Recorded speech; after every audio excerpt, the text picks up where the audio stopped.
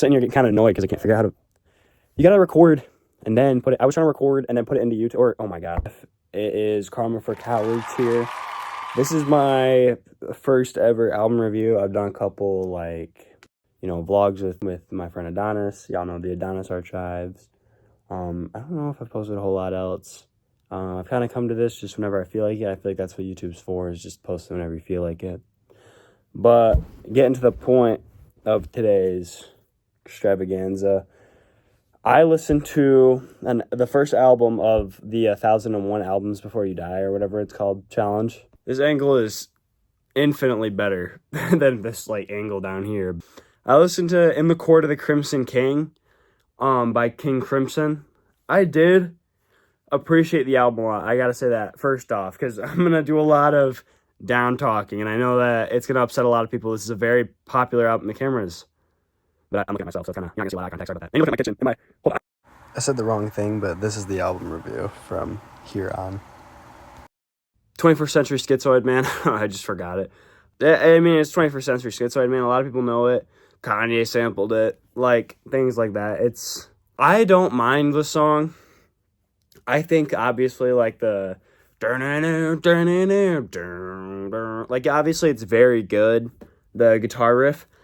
My first problem does emerge in this song, though, and something that does kind of stick throughout the album.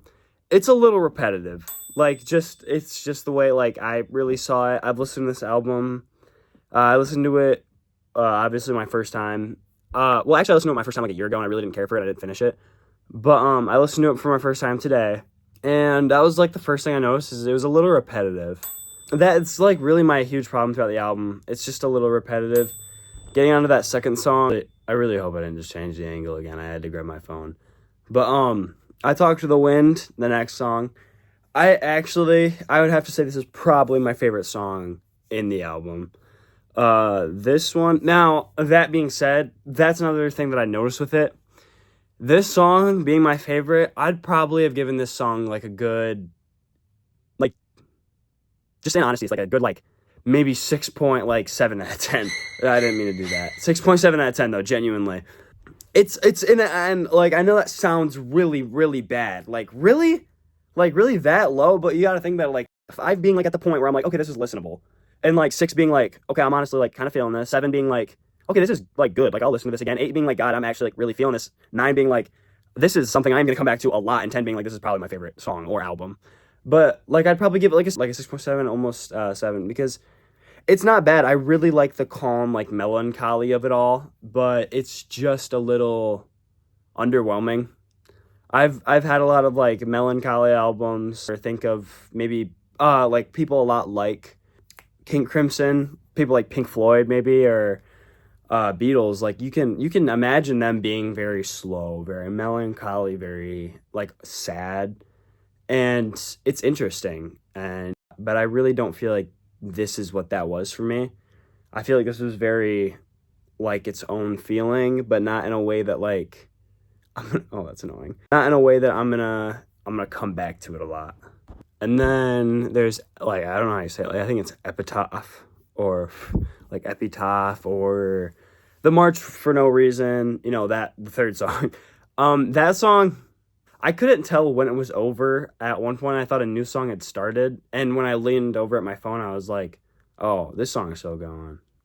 I really just thought it would be over by now, and again, it's not, a bad song. I listened through it. I didn't have to turn it off. There's definitely been albums where I've been this is so bad, I have to turn this off. And so, I listened through this entire album. I had no problem listening to this entire album. I listened through it twice today.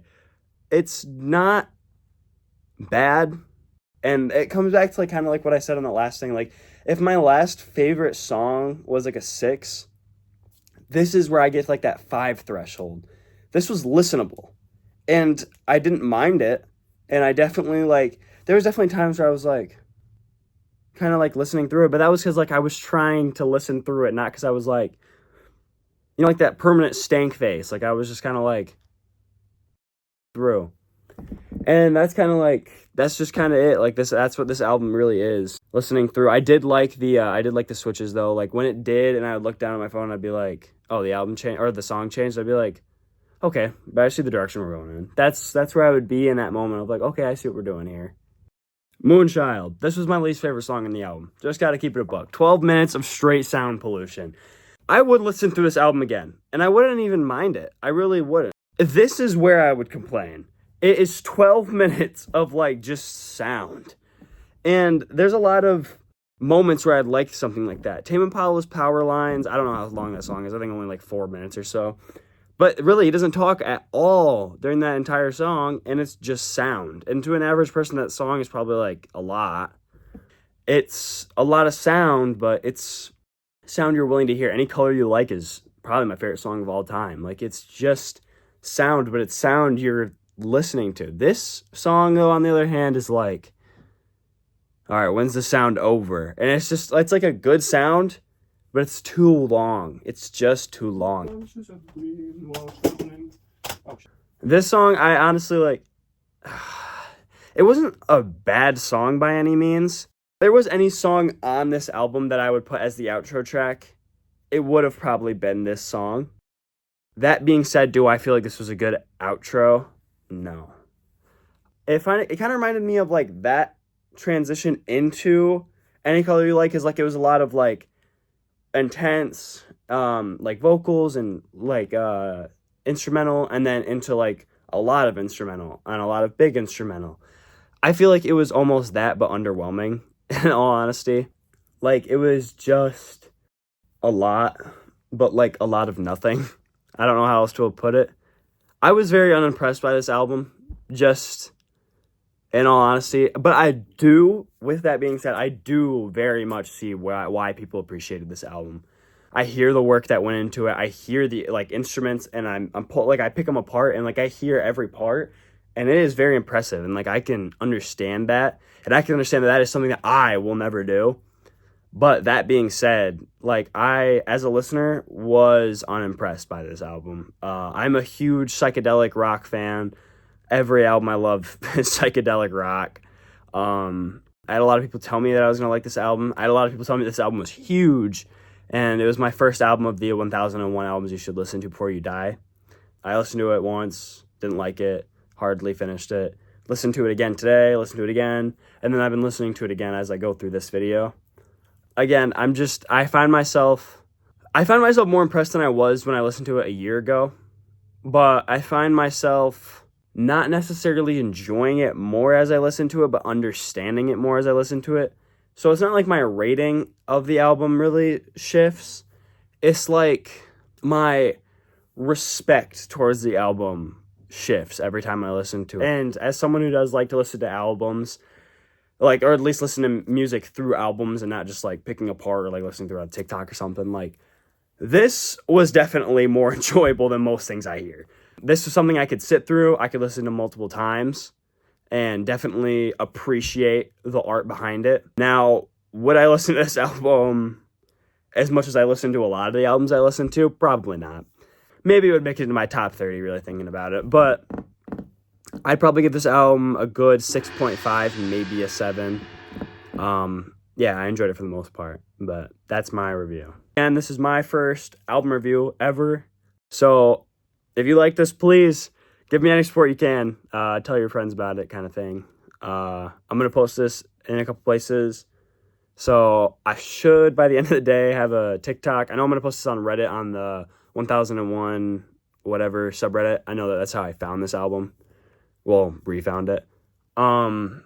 So yeah, I should have an Instagram too. I'm going to deal with all the social media stuff later. This is kind of like my first. This is very unprepared if it's not clear, but again, thank you guys so much for getting this time if you did. If you skipped through it to see my rating, thank you so much for taking my opinion into account. Please feel free to tell me what you thought about this album that's been out for years. Please tell me any thoughts, any stories you have, anywhere you think that I was wrong, or anything that you could tell me that could maybe appreciate this album more. Tell me about a fun fact about the guitarist or something. Tell me albums like this that you think I'd like. Tell me more albums by King Crimson you'd think I'd like. Like, very, very well feedback. I'd appreciate a lot. I'm a very enjoy like feedback person. I don't really like when people come in and they're like, you didn't like this album, you're stupid.